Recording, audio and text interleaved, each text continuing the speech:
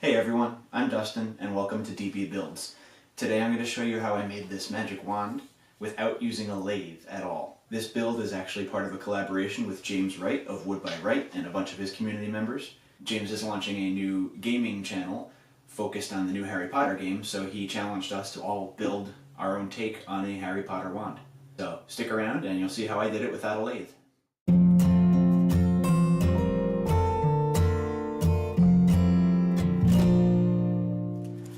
So I had this offcut of alder with this really gnarly knot hole in it that I figured would look cool if I filled it with some blue epoxy. So I taped it up and got it ready for the fill. I'm using some older West Systems epoxy that's still pretty good, and some Jacquard Pearl EX powder pigment in turquoise.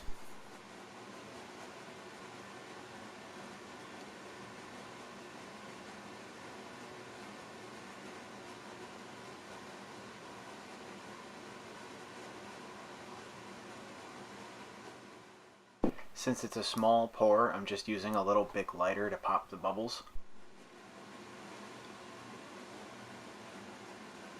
I do recommend that if you do this, you're a little bit more careful than I am and avoid lighting your tape on fire. So despite my best efforts with the taping, I did have a little leakage and I had to pry the alder off my workbench. It took a little bit of the veneer off the surface and left it attached to the wand blank, but it's nothing a block plane couldn't clean up.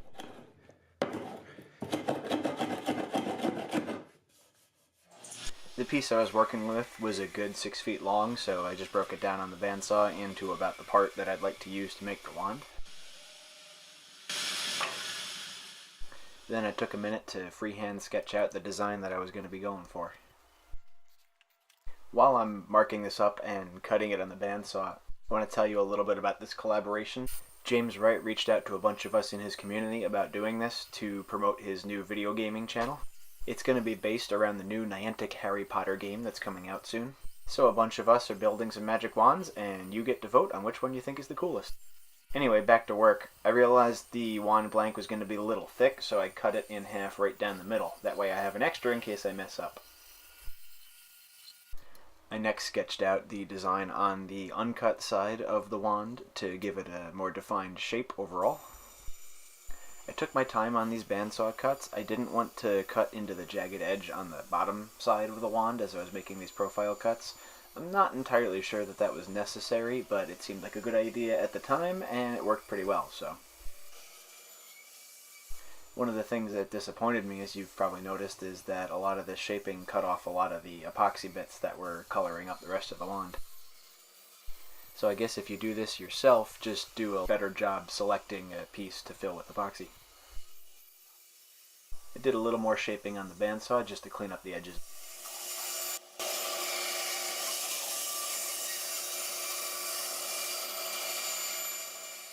And when I was happy with the general shape, I took it over to my workbench, clamped it up, and prepared to go to town with the Dremel. I started with a sanding drum just to clean up the cuts a little bit more and do a little bit more rounding. I also took this opportunity to clean up a few errant cuts from the bandsaw. I didn't eliminate them entirely because I thought it added some character, but I didn't want them to be quite as prominent as they were. I switched over to this really fine burr to clean up the really tight spots on the wand, and then I sanded it with sandpaper from 80 all the way up to 220. We have these gemstone molds that we use whenever we have excess epoxy from a product, and I picked a few that I thought looked kind of cool to inlay on the wand. First I traced where each one was supposed to go. Then I used this fine-tipped burr to outline the inlay. And I switched to this bigger burr to clean out the space on the inside to make room for the gemstone to sit. Then I repeated the whole process for these round stones at the base of the handle. Although these I could just use a small Forstner bit to hog out the space for the stone to sit.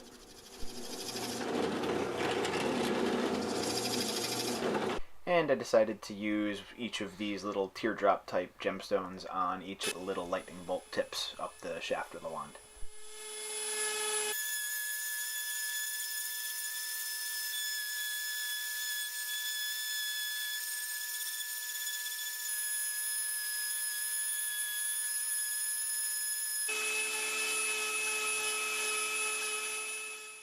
I mixed up some 2-part epoxy to affix the stones to the wand. I used way too much at first, and I had to switch to using a much smaller piece of the popsicle stick in order to avoid having epoxy everywhere.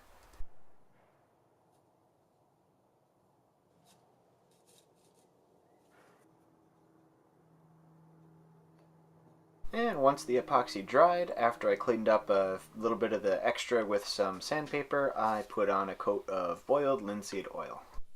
Because I couldn't imagine using any other finish in a Wood by Wright collaboration.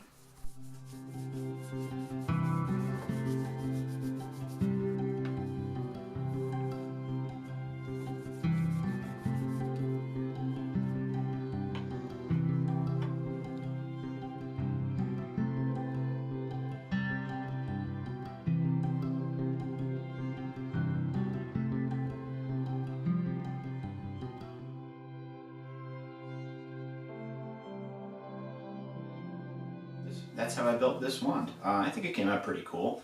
I was just kind of improvising as I built it. I had an idea in my head, and it looks pretty close to the idea I had. I think it's a little bit more whimsical than elegant, like most of the other ones I saw when I was looking for inspiration. Sometimes it's nice to do something different. I toyed with kind of turning it into like a dragon or some sort of mystical creature, but I decided to just stick with the natural look instead. Make sure you head on over to the new channel, Wizards News, and vote for my wand if you think it's really cool. James is going to be giving away a couple of wands on that channel as well that he made, and I'm sure he'll have videos up on how he built those on his channel. Thanks again for watching. I'll have links to all the other videos that are part of this collaboration in the description below. Please check me out on Instagram at dbbuilds, and subscribe to my YouTube channel to see what I'm building next.